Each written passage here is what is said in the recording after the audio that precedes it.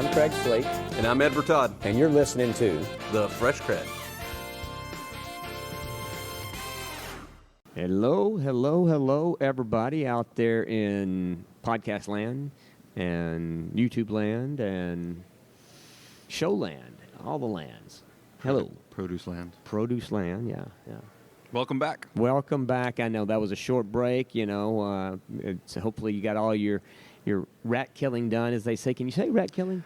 So that is an East Texas-ism if there was one. Uh-huh. But yeah, basically it means took care of your to-dos, chores. So you did know what it meant. Oh, I know what it is, but not everybody out there is going to know what it is. I guess it's good to help. Yeah. I thought that was fairly common. But anyway, look, we are super excited for our next guest coming up. Ms. Laura Himes is here to join us today.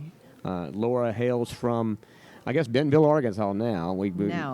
That's originally from Kansas. Okay, so she didn't start in Bentonville, but she has now found herself there. She is Vice President of Global Sourcing, is that correct? Mm-hmm, for produce. For produce. In Walmart. Mm-hmm. Yeah, and then you are also are you the current chair or past chair for? I just became past chair yesterday of the IFPA board. IFPA, so what is that, is that a 2-year term? It's actually a 3-year commitment between being a chair-elect chair and the past chair. So chair is just 1 year, but then it's 3-year commitment on the board. Gotcha. And then, so for Laura and I, we're going to get her background and get her history. But she and I, I first came to know Laura when we were at Chiquita. It was probably not as far back for her, but it was a lifetime back for me. No, it's pretty far for me too. It's funny how I always used to. I've always saying that I'm working in the industry for like 25 years, and then I actually did the math, and it was like, it's 35 years now. So I think I need to update my math a little bit. No, I'm with you. I'm the same way. I just stopped at like 20, 25. Yeah, I've been doing this about 20, 25 years. That's what I say. 20, 25 years was like, I don't think I want to admit it's 35 Maybe it's years. a Kansas thing, because like Wizard of Oz, didn't she travel back in time? Or yeah, that's right. Yeah, there you go. What part of Kansas, by the way? I'm sorry. Lawrence. Lawrence? KU. Okay. I didn't go to KU. I No? grew up in Lawrence, and my father's a professor there for 40 years, and loved Lawrence. My parents still live there and everything. So I feel very affiliated with KU, even though I actually didn't go there. But that's where I grew up in Lawrence, Kansas. So that begs the question, where did you go? So I did my undergraduate in Pomona College, actually not too far from where we're sitting right here. It's in Claremont, California. It's one of the Claremont colleges, small liberal arts college. And I thought I was going to do biology, marine biology, but I ended up being anthropology. Okay. So it was a great degree because it let me study abroad for a year and went to Greece and archaeological dig, and I did another 6 months in Nepal and lived with a family and in the Himalayas, and it was fantastic. Yeah, it was really cool. It was really neat. Okay, well, I got a lot to unpack from just that little snippet we got there. I mean, So why the heck did you give all that up? Well, produce is great, but come on. Yeah, it's funny because I think there was something about just the traveling and that international experience that made me want to study international. Yeah. Leaving Pomona College, actually, I was thinking to be a lawyer, and I went to New York City and worked with a big law firm called Skadden Arps in New York City as a paralegal, and that was crazy. Working, it's like a sweatshop, working like crazy hours, and decided I didn't want to be a lawyer after that experience. But I had one case where we were defending a company in Puerto Rico. So I spent a lot of time in Puerto Rico on the case, and Puerto Rico, even though it's not definitely an international country or anything, but it gave me that kind of international flair and the Latin flair, and I just thought there was something about the international experiences that I had that I absolutely loved, and that's when I said, no, I want to do something international. And I didn't know what it was, but I thought, well, I'm going to go. I didn't have a language yet. I took French and I took German in school, but I wasn't really fluent in anything. And I thought, well, I want to learn Spanish. Okay. So I moved to Costa Rica. I left my job in New York, and I just said, I'm going to pack my bags. I'm going to move to Costa Rica, and I'm going to learn Spanish. So That's commitment. That's I flew down there, and I didn't. I mean, this was obviously a long time ago, and there were no cell phones. There was nothing, and I flew down there. I was in the airport. Got to a payphone. Then, okay, I got to sleep someplace tonight. So wait a second. What are you talking about? I had like a Costa Rica, one of those Costa Rica guidebooks. Like, opened it up, say, okay, here's a hotel. Let me call them, see if they have any room. Had very basic Spanish. And so I said, they had room. And so then I said, okay, I'll take a taxi there. Ended up staying in a not very nice hotel and not very nice location. But the price was probably right. Yeah, the price was right. That's right. And then just signed up for one of those, learning Spanish in a foreign country type programs, and lived with a family and start learning Spanish, and loved it, and ended up working with the American Chamber of Commerce down there. And that was tough because my Spanish was so rough, and I remember every time that phone rang and I had to lift up that receiver, and I just knew it was going to be blah, blah, blah, on the other side. Right. I'm like, oh my God, what did they just say? It was so rough. But it's like one of those situations where you have to put yourself in that situation to learn it, to learn, to grow, to do something. And so ended up living in Costa Rica for about a year and a half. And through the Chamber of Commerce, I met a lot of So what year is businessmen. this? About what? Oh, this was 90, Okay. 1990. 90s, okay. Yeah, which in my mind isn't very far away, but it's ancient. My daughter was like, what is that, the Stone Ages or something? So ended up staying there for a little bit, and then met a bunch of people through the Chamber of Commerce that went to a school called Thunderbird, which is the American Graduate School of International Management in Phoenix, Arizona. Yep.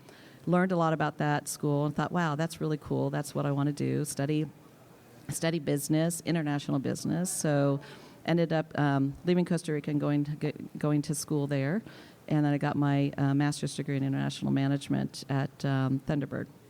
All right, I got to go back. Yeah. So this trip to Costa Rica.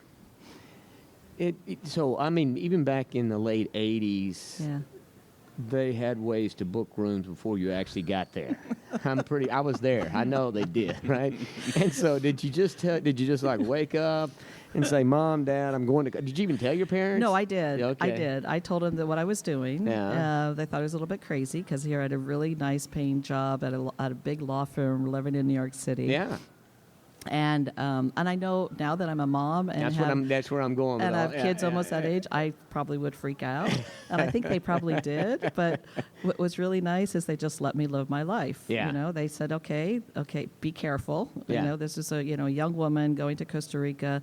Don't know very much Spanish. I took like a basic Berlitz course before just to have the basics. And I would be freaked out if I were my parents for sure. And I remember. I specifically remember sitting on the floor like the night before I was leaving. So I think I sold all my stuff, or I had my suitcase or whatever, and sitting on the floor and just thinking, what am I doing? This is what am I doing? And just like so scared. It was scary, especially when I got there and I didn't know where I was going to stay. But like in those days, we didn't have the internet. I mean, if you're going to book a place, you got to call, right? So it's be a long distance phone call, trying to. Then we'll spend the money on that. I know exactly. So it's I have to save myself $5. I might not know where I'm staying, but there's a lot of beach, right? Yeah. It was. Yeah, you figure it out, and it was a great experience. It was tough. It was hard, even. It's very lonely because when I went down there, of course, I didn't know anyone. Right. I didn't know what to do, and taking long walks and going to museums and, trying to learn the language. But sometimes you just have to put yourself in those situations. And for anyone who wants to learn another language, you got to go to the country. Yeah. And you got to full immersion. Yes, full immersion. Because anything you do in school, you don't remember anything. So. Well, until you're forced to actually have to communicate too, right? Yes. Get food. Exactly. But yours was full immersion meets a lifetime adventure. It is. An adventure of a lifetime, I should say. I mean, that's a pretty impressive story. It's fun, and you've got to feel comfortable feeling uncomfortable. Yes. And you're vulnerable, and you feel like, I remember like the first night I was in this family's house, and we couldn't speak to each other. I didn't know anything, and they would say it's time to eat, and you use hand motions, Yeah. and you start picking up keywords here and there, thinking, okay, I think they said this, and and it's like you're like a little kid learning again, and you have to feel like, okay, I'm going to put myself in the situation, and I feel a little awkward and strange, but I'll get through it. Tomorrow will be a better day, and I'll learn more, and you just continue that way. And so what you're talking about there is, I mean, honestly, it's most people, unfortunately, spend their lifetime trying to avoid the uncomfortable. Yes. And it is, somebody's got a quote that says something, if you're comfortable, you're not moving forward or something that, right? That's right. And yes, and you've got to keep, what I say now to the team too is you got to keep reinventing yourself. Especially when you work in retail, it's just like this circular motion, like, oh my God, it's another year, it's another year, it's another year, it's the same thing, the same issues, the same problems. And you could easily feel very comfortable and keep doing the same thing, but you got to continue, you got to stop and say, okay, what am I going to do different this year? Yeah. And how do I reinvent myself so I'm always going to be, on top of like what are the new trends, what's happening, or Leading edge, just doing something different. And you can do that where you're sitting in whatever job you're at. You don't have to move. You can do it if you just kind of have that mentality. It was like, I'm just going to do it differently this year. Yeah. I'm just going to raise the bar. Well, and you know, being scared is actually probably a good thing, right? I mean, being like you say, uncomfortable, scared, all that kind of stuff. We weren't born podcasters. No, I mean and there was we took a somewhat of a leap. I mean, it's kind of worked out, I guess you could say. It wasn't going to Costa Rica. Somebody likes us. It wasn't Costa Rica. It wasn't Costa Rica, but somebody likes us enough to have us. But no, there is that, and then there was certainly when we originally were doing it, it was like, what are you talking about? Yeah. Are you guys crazy? Actually, that was already established in my case. I was already in the. Nobody was that surprised. I'm already kind of crazy anyway. But well, you have to worry about those people, right? I mean, it's typically when you get those responses, that's at this point I kind of just stay away from those people because they just. I mean, I just don't have time to explain it. Yeah, that's right. That's right. But yeah, so, that's a fabulous. I mean, to me, that's like, if nothing else, I mean, what you're talking about there is gosh, that's a hard thing to communicate to people and get out. But that's a truly a life-changing deal. And absolutely, I don't know your full journey, but that kind of personality, that kind of mindset, that's how somebody gets to be vice president of global sourcing at the world's largest retailer. That's how that happens, right? Yes, because you have to take risks. Yeah. You have to take risks, and you also have to believe that it's going to be okay. I mean, and it may be hard to get into something new, like working for Walmart it wasn't an easy journey for me my first couple of years in Walmart either. I mean, it's tough to get used to a large corporation. Mm-hmm. You just have to, half the battle is just navigating the corporation in itself and understanding who do I need to talk to, when do I talk to them, who do I need to get on my side to tell the story right. I mean, there's all sorts of things in that corporate world that I never dealt with when I was on the supplier side. Right. And so that is half the battle is that piece. Mm-hmm. And some people are really, really good at it. And I'm personally not the best at that political environment piece. And so I have to learn it, or I have to find people who can help me with it. Yeah. So you have to take a risk in knowing that, okay, this isn't my strength. I feel uncomfortable in this area, so who can help me? Right. And if I look at my journey, across the, from my 35 years in the produce industry. Or 25. 25. 15, yeah. I certainly didn't do it alone, and there's so many people that helped me along the way and supported me and had confidence in me, and the more they had confidence in me, that's when I felt pretty good about myself. But it's taken a long time to get there, too. It's not just an immediate thing. No, I understand and completely, concur with what you're saying there and agree with everything. Now, were you in the class with Lance Barnett and Fortunato? Yes. Were I was all right three before Lance. Fortunato, I think, was, I want to say 1 year after me. So I was the very first program of the development program, the Global Development Program. So it was, I don't know if I know he's here, Dorn Weninger. He's the one that started recruiting at Thunderbird for the global development program that Chiquita started. I did not know that. Yes, and he's actually a Thunderbird alum too. So he graduated a year before me. So that's why I think he was instrumental in saying, Chiquita, come go to Thunderbird and start recruiting. Ah. So Dorn helped. He recruited me into Chiquita. Dorn's been highly instrumental in my whole life. So he recruited me into Chiquita, and I was with Chiquita about 10 years. But the idea Were was you really that long? yeah, but it was in the rotational program they did, which was perfect because I saw myself as more of a generalist coming out of an MBA program. And so it was a rotational program. One of the years was a stint in Antwerp. So I was there for a year. But the idea was to develop management for the tropics. Right. So I spent most of my time down in the tropics. So the first area was in Panama. So I was in Puerto Moyes, Panama, lived in the banana plantation down there. And then Honduras was the second place I was at.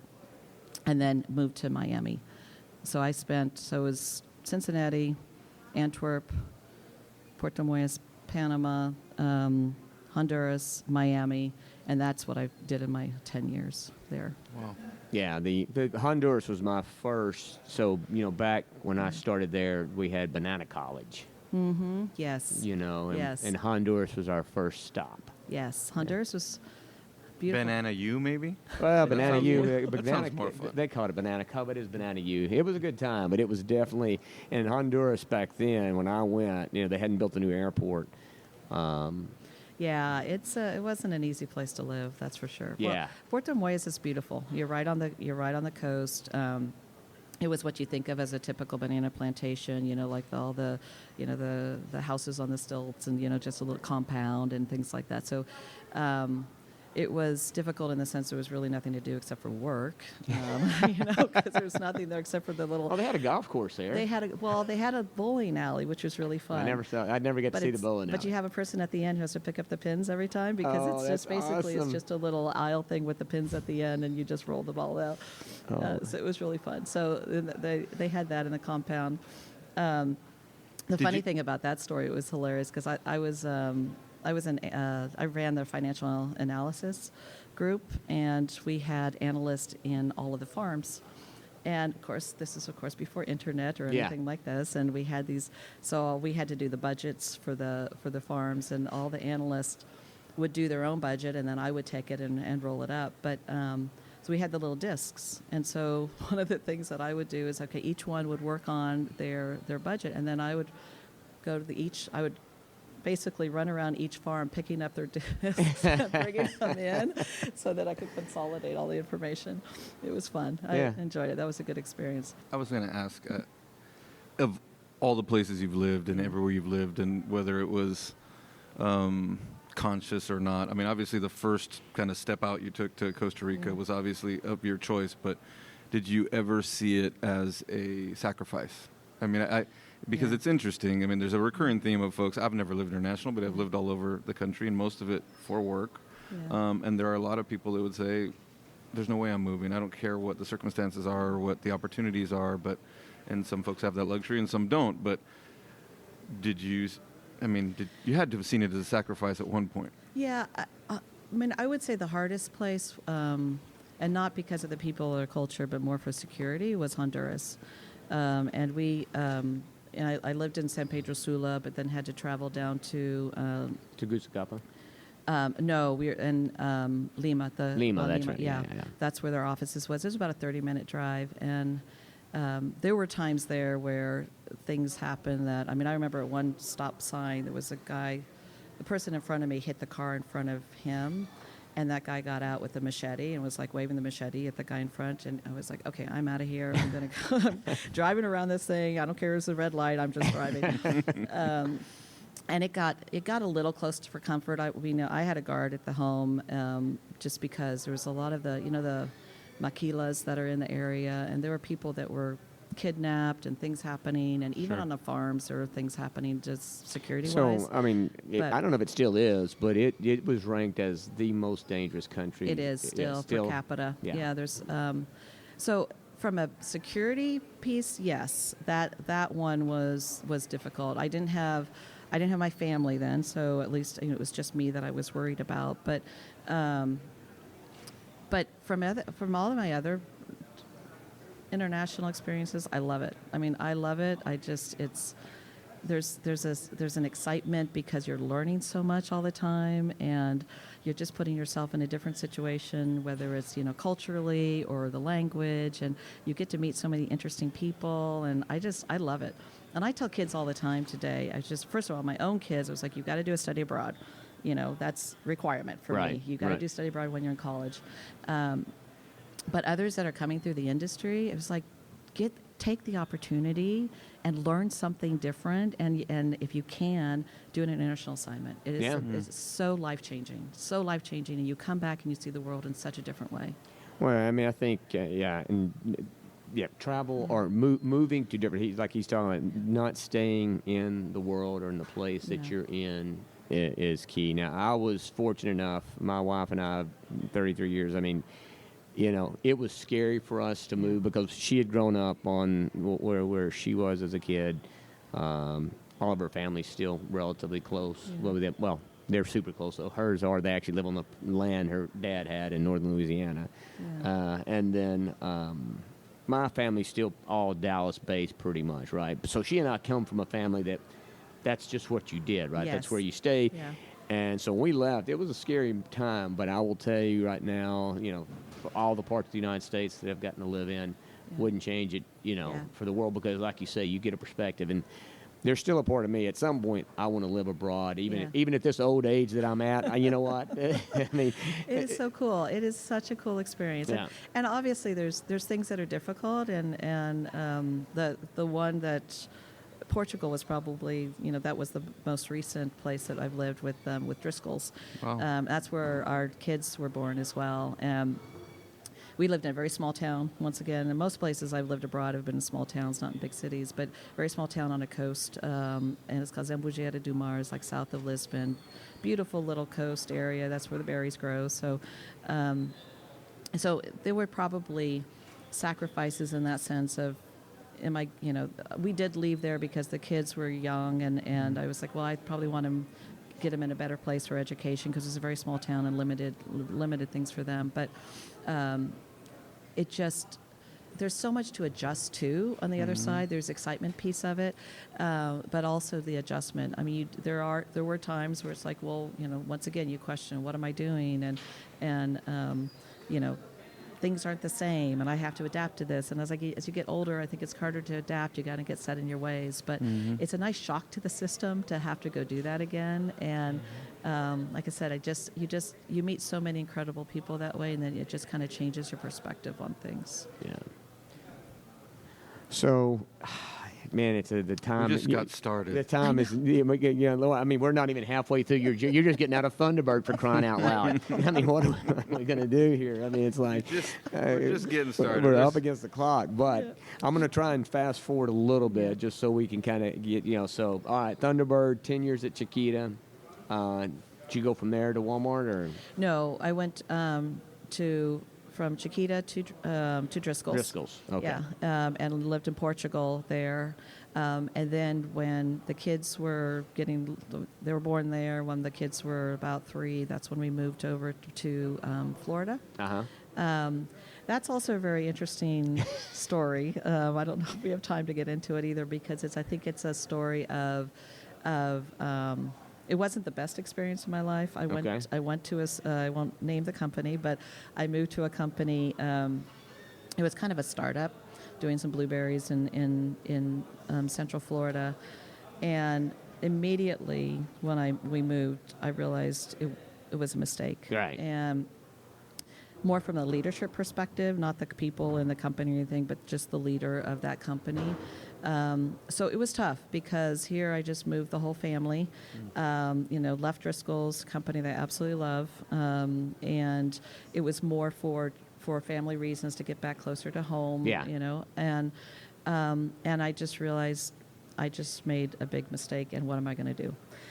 So it was tough. It was a really hard time in my life then, and once again, I think just going back to the community and the people that help you through. Right. I got connected to Keith Mixon at Sunny Ridge Farm, who offered me a job there at Sunny Ridge Farm. And it was through like some of my connections, Jerry DeMore, Dorn Wenninger, I mean, just wonderful people. Quentin Rowe of the Noble, the fruit, he offered me a job. It was just wonderful just to know that there were people there that supported me Right.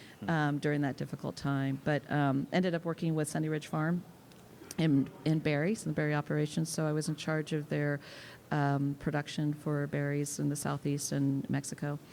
And enjoyed that experience tremendously as well. And then they got bought out by Dole. And so probably the last year of the time I was with them, it was with Dole, fresh vegetables. And then from there I went to Walmart and started. They're in South Florida, right? In South Florida. Yeah. So I started with sourcing. I ran their sourcing office in Miami for the first year and a half, and then moved to... What year did you go to Walmart? 2013. 13, Yeah. So about 10 years now. But you were already I think you were already in Bentonville by 2015, 20... I was, so I wasn't there very long. Because when I reached out to you, you were already in Bentonville. You had left the Florida office. I moved over to the merchandising side in about exactly then 2015, produce merchandising. Yeah. Bentonville, the Costa Rica of the U.S. And I don't want. I'm just thinking. I mean, I love Bentonville. So I do too. What I'm about to say is, but I'm a big gap there. I'm just saying. Yeah, I'm just thinking. Bentonville in terms of all the texture you get from Honduras and all these other places. Bentonville's like it's straight down the line. It's like being back in Kansas. Yeah, exactly right. Exactly right. But it was perfect because it's not far from Kansas. My parents are getting older, so it's nice to be able to be close to them and everything. And but no, you're absolutely right. And it's also a switch from being on the supplier side forever to the retail side, which was quite an adjustment for me as well too. Very, very different focus. That's it. That's some people. It's either way. Going either way. There's a lot of people that can't make that transition. It's a tough, because it is completely different being on one side or the other. It is. I mean, one is very focused. At least in my roles in the supplier side, it was more focused on production. I wasn't on the sales. I wasn't around the sales side, but it was production, the efficiency, the labor. Just quality, and then to the retail side, which is very focused on the customer, very much so. And we all should be, right? Because that's what we're doing. That's it. But man, it's definitely it's nice to be able to see the whole thing from farm to fork. Yeah. Well, do you think we can get Laura to commit to a part 2? Because there's I don't even think we got close to. Maybe we can put her on the tour program that we're doing, right? Yeah. So we're doing the Fresh CrEd. We're working on the Fresh CrEd tour right now. So we're cool. We're going to start with Limonera out in Santa Paula, I think is where they're at. And then from Limonera, we're going to go to Spain. So you could join us in Spain. Oh, cool. Maybe, we do. Yeah. So we've got a winery over there. I don't know if you're a wine drinker or not. I love wine. Oh, wow. So, in fact, it's one of, it's their ESG. Maybe you need a third person on your circuit. I could be, I could sit right between you two. Come on in. Yeah. You know what? I think we might make that work for sure. That would be fun. We would definitely love to have back. And thank you for joining us today. This was fun. It really means a lot. Really we appreciate it. Yeah, this is a lot of fun. Thanks for inviting me. I appreciate Thank it. you.